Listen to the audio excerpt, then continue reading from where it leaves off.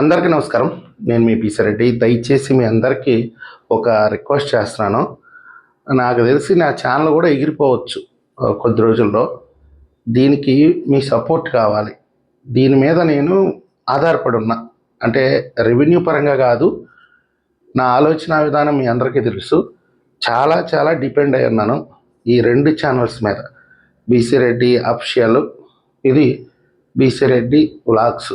ఈ రెండు ఛానళ్ళ మీద నేను డిపెండ్ అయి ఉన్నాను. అయితే ఎందుకో ఒక వీడియో పెడితే కొన్ని వందల రిపోర్ట్లు కొడుతున్నారు, కాబట్టి రీచ్ రావట్ల. సో మిమ్మల్ని రిక్వెస్ట్ చేసుకుంటున్నాను. నేను చాలా రోజులుగా చెప్తున్నాను, నా ఛానల్ మీద దాడి జరుగుతుంది. కొంతమంది అయితే లింక్ తీసిపోయి వేరే వేరే వెబ్సైట్లో షేర్ చేస్తున్నారు. ఆ షేర్ చేసిన దానివల్ల కూడా నాకు వ్యూస్ తగ్గిపోతున్నాయి. అంటే అశ్లీలకరమైనటువంటి వెబ్సైట్లో పేస్ట్ చేస్తే ఉద్దేశపూర్వకంగా ఇక రీచ్ రాదు ఛానల్. సో దానివల్ల ఏంటంటే ఎంత మంచి కంటెంట్ చేసినా జనాల్లోకి వెళ్ళట్లేదు. మీ వంతుగా నేను మిమ్మల్ని రిక్వెస్ట్ చేసుకునేది ఏంటంటే, ఇప్పటి వరకు ఎవరన్నా సబ్స్క్రైబ్ చేసుకోకపోయి ఉంటే వెంటనే సబ్స్క్రైబ్ చేసుకోండి.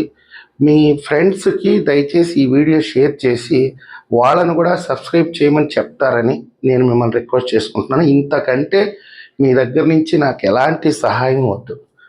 అసలు విషయంలోకి వెళ్తే, కారుమూరి వెంకటరెడ్డి, వీడికి సంబంధించి నేను నా ఫేస్బుక్లో, అంటే యూట్యూబ్లో రీచ్ రావట్లేదు కాబట్టి ఫేస్బుక్లో ఒక 5-6 రియాక్షన్ వీడియోస్ చేశాను. అంటే వాడు మాట్లాడిన దానికి కౌంటర్గా బాగా వైరల్ అయినాయి. ఒక పెద్ద మనిషి నాకు కాల్ చేశాడు, మా క్యాస్ట్కి సంబంధించిన ఒక పెద్ద మనిషి. ఆయన గతంలో వైఎస్ఆర్సీపీలో ఉన్నాడు, తర్వాత ఇప్పుడు ఏ రాజకీయ పార్టీలో లేడు. ఆయన ఏదో ఆయన వ్యాపారాలు చేసుకుంటున్నాడు. ఇక భవిష్యత్తులో కూడా రాజకీయాల్లోకి రాను అని చెప్పి ప్రమాణం కూడా చేసేసాడు ఆయన.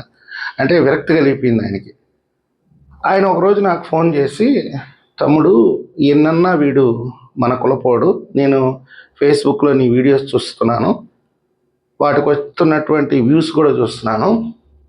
కారుమూరి వెంకటరెడ్డి కంటే నీకే మంచి వ్యూస్ వస్తున్నాయి.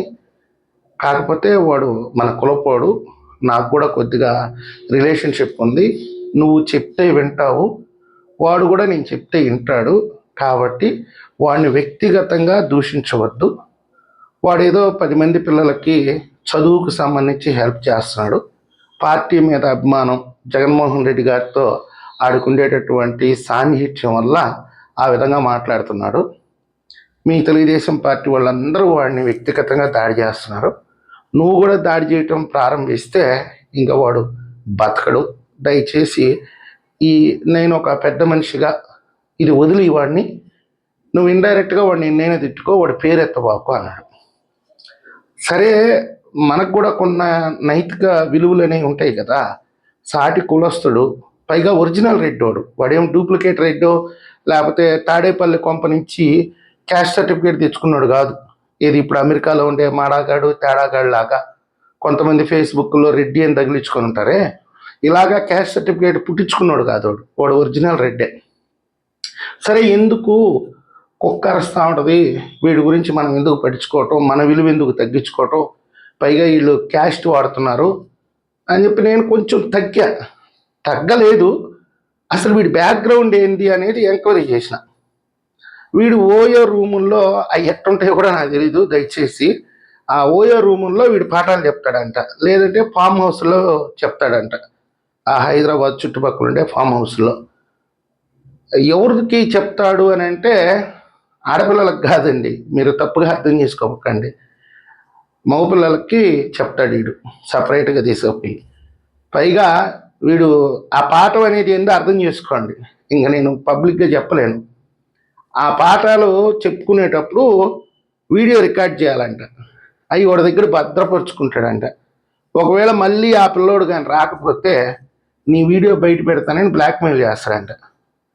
అట్టా ఎవరో ఒక 2-3 పిల్లలు ఏదో పోలీస్ కంప్లైంట్ ఇస్తే కొంత ఆ రోజు ఉండేటటువంటి అధికార బలాన్ని, తర్వాత వచ్చి తెలుగుదేశం పార్టీ తెలంగాణకు చెందిన ఎవరో కొంచెం ఉంటాయి కదా రిలేషన్స్, ఫ్రెండ్షిప్లు, వాళ్ళ ద్వారా ఆ కేసు పడకుండా బయటకు వచ్చాడు. ఇది వాస్తవంగా మనకు తెలిసినటువంటి విషయం. సరే, వాడి వ్యక్తిగత విషయం, వాడి మానసిక పరిస్థితి మనకెందుకులే, ఇంత స్థాయికి మనం ఎందుకు దిగజారాలని చెప్పి సైలెంట్ అయిపోయి వాడిని పాటికొని వదిలేసిన నేను. వీడికి కుక్క చేతికి కొబ్బరి చిప్ప దొరికింది అంటారు కదా, ఆ విధంగా వీడికి హెరిటేజ్ దొరికింది. ఈ హెరిటేజ్ మీద వీడి స్థాయి ఏంటి, వీడి బతుకేంటి, వీడి బ్యాక్గ్రౌండ్ ఏంటి, వీడు హెరిటేజ్ని టార్గెట్ చేస్తాడు.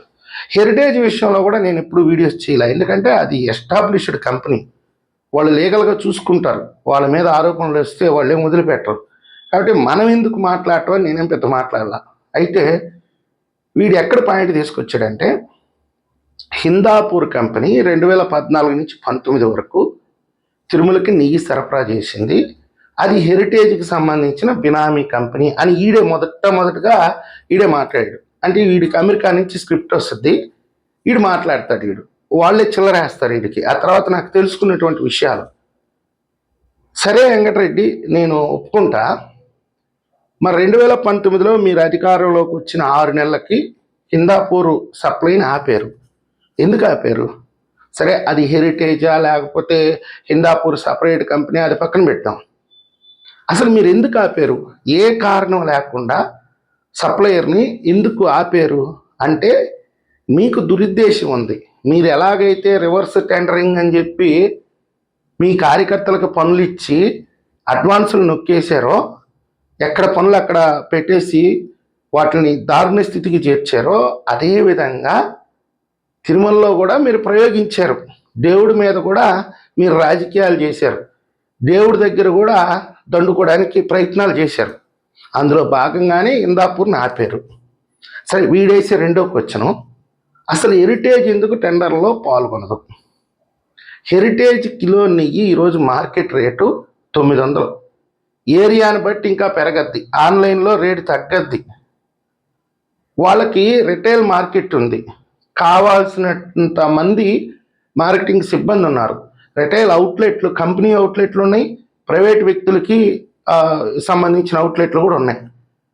మరి అంత పెద్ద ఎత్తున రిటైల్ మార్కెట్ ఉండే ఒక సంస్థ, మార్కెట్ రేట్లో 900 రూపాయలకు అమ్ముకునే సంస్థ, మీరేసిన రేటు 353, 253 ఈ రేటుకి ఎందుకు ఇస్తుంది?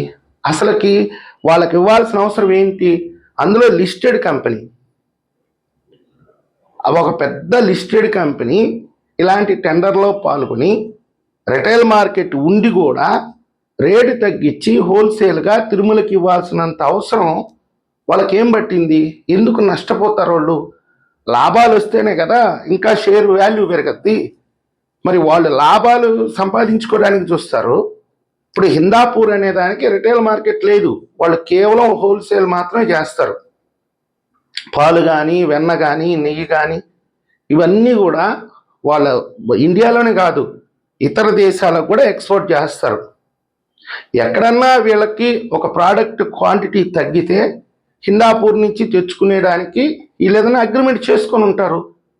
వీళ్ళకు ఉండేటటువంటి ఏ క్వాలిటీ ఉంటుందో ఆ క్వాలిటీ ప్రమాణాలకు తగ్గట్టుగా హిందాపూర్ సప్లై చేస్తే వాళ్ళ దగ్గర కొంటారేమో.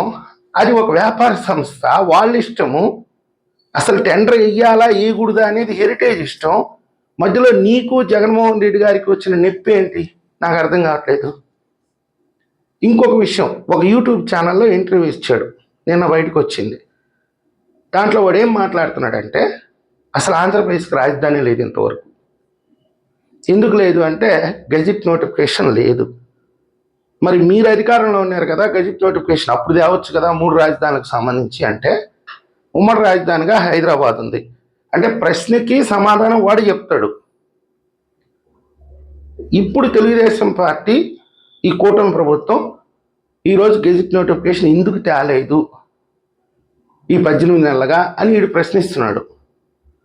అసలు ఈ బుద్ధి తక్కువ వీడిని, అంటే నోరు జారి ఒక పదం అనేస్తే మన సంస్కారం తగ్గిపోద్ది. మనకు కాస్త కోస్త గౌరవం ఉంది, ఆ గౌరవాన్ని ఎక్కడ పోగొట్టుకుంటామా అని చెప్పి భయపడాల్సి వస్తుంది.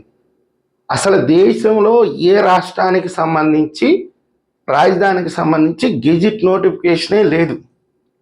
అలాంటిది ఈరోజు ఆంధ్రప్రదేశ్ రాష్ట్రానికి సంబంధించిన రాజధానికి సంబంధించి ఈరోజు గెజిట్ నోటిఫికేషన్ కోసం కేంద్ర పెద్దలతో న్యాయశాఖ నిపుణులతో మాట్లాడుతున్నారంటే జగన్మోహన్ రెడ్డి అనే వ్యక్తి వైఎస్ఆర్సీపీ లాంటి నీచ నికృష్టమైన పార్టీ వల్ల ఈ రాష్ట్రానికి ప్రమాదం పొంచి ఉంది అని ఆలోచించే కదా పొరపాటుగా మన కర్మగాలి ఒక 10 ఏళ్ళకో 15 ఏళ్ళకో జగన్మోహన్ రెడ్డి కానీ అధికారంలోకి వస్తే అమరావతిని మళ్ళీ ఈసారి బాంబులు పెట్టి పీల్ చేస్తాడేమో, నాశనం చేస్తాడేమో అని భయపడే కదా ఈరోజు ప్రభుత్వం గెజిట్ నోటిఫికేషన్ కోసం వెళ్తుంది.